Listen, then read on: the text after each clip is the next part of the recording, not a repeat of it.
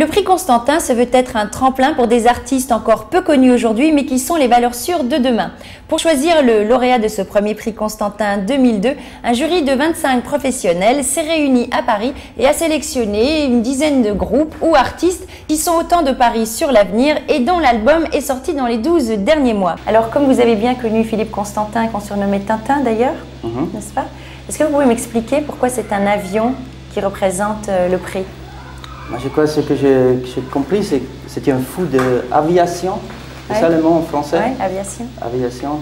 Et je crois que cet objet vient de Étienne Roda-Gil, l'écrivain de paroles, qui lui a donné comme cadeau un petit avion en plomb et qu'il a toujours eu sur son bureau. Ah oui. Mais je ne sais pas vraiment l'histoire derrière.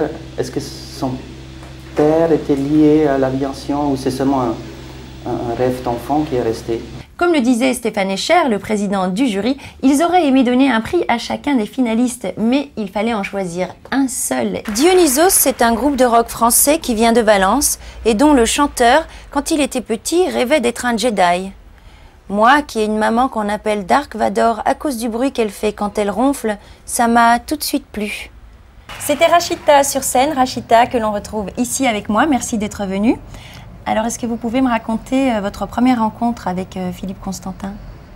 Vous voulez vraiment le savoir? Ouais. Ma première rencontre, alors c'était en 81, je crois, et c'était par l'intermédiaire d'une journaliste à l'époque qui travaillait sur Actuel, qui s'appelait Elisabeth D. Je ne sais pas si vous vous rappelez d'elle, qui faisait des reportages.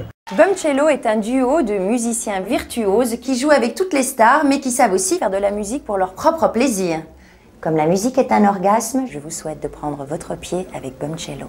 En gros, ça serait d'écouter les maquettes, d'aller voir les jeunes artistes en concert et d'essayer de déceler, justement sur une maquette qui n'est pas très aboutie ou sur un concert pas tout à fait au point, de déceler un artiste qui a un vrai potentiel et de pouvoir extrapoler dans le futur de cet artiste en fait.